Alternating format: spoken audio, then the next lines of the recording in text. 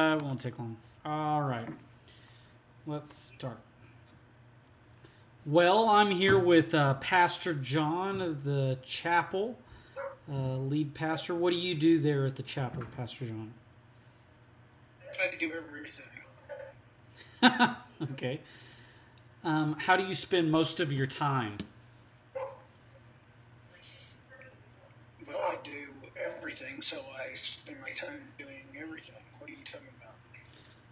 So, do you spend most of your time preparing for your message, um, dealing with people, and going to lunch and hanging out and making sure everybody feels like they know you and shepherding the people? Um, what do you do? What are some major things? Typically on Monday is my day off.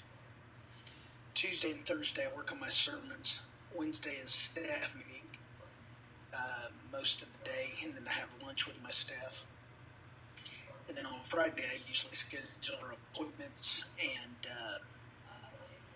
doing things outside the office. What kind of things outside of the office?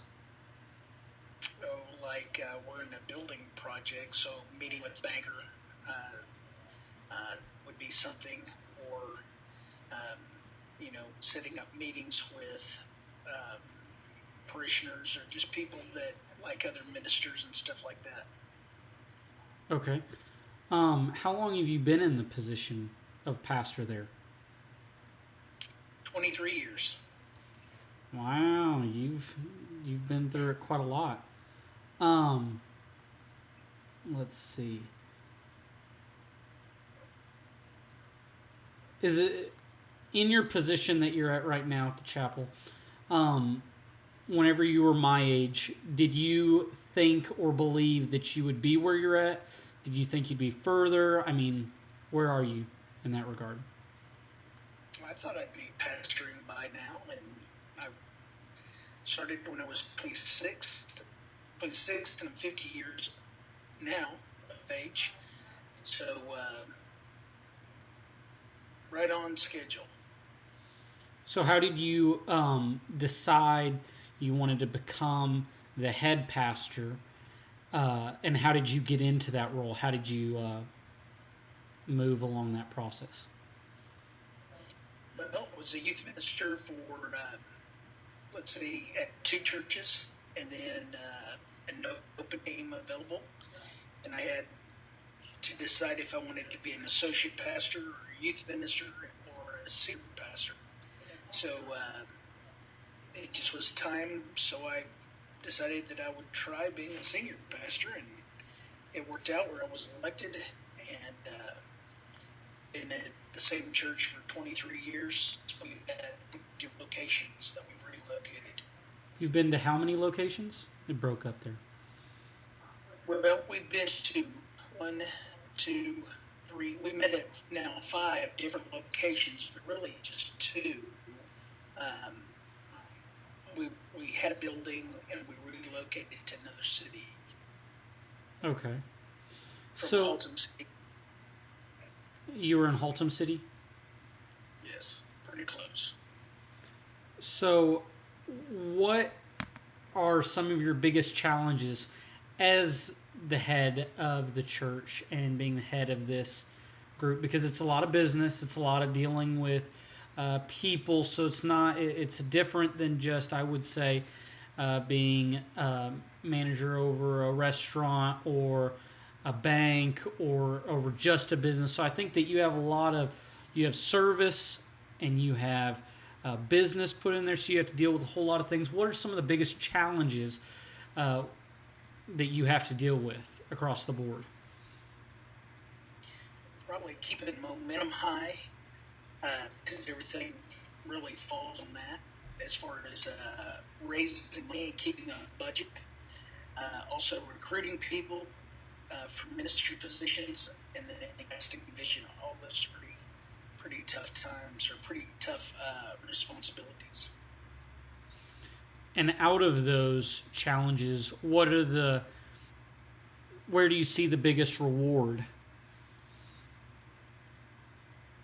I think when people get revelation of who God is. I think when the light bulb comes on, I think just being people and ministering to people can be frustrating. But over the course of years, I've seen success stories of people actually uh, understanding the Word of God and who God is and who they are in God. Okay. Let's see. Where I am, I'm going to be graduating in December. How can I work smarter and put myself in a better position upon graduation? In how many months? I guess next month I'll be graduating. So how can I? You probably don't have enough time if you haven't done it already. I would learn as many skills as possible to help in the church, which would increase your stock. And then when you go to interview with a pastor, you can really, present your case of what you can do for the church. So, along with that, as being a leader and everything, what are some things that you look for in people that you decide to hang out with? So, people are going to ask you, hey, can I have a meeting? Or can I do this and that with you? And as a pastor, you just have to do it sometimes. But who are the people that you choose to, and why do you choose to hang out with them? Does that make sense? I'm just going to go with what I think you said. What are some characteristics in people that you hang out with? I think everybody has an ability that God has given them, and you never know when that ability is going to be needed for a different job in the church, and so you're making connections continually. Characteristics, I think, as a self-starter is very important. Somebody can solve a problem and not just point out a problem, and that's a great characteristic of a person. Somebody that can recruit people is very rare.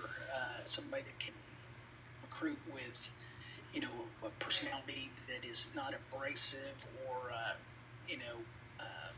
domineering, but somebody that's able to cast vision to the place where a person would want to, be recruited into a position of any kind of ministry. I think those are probably some of the best characteristics.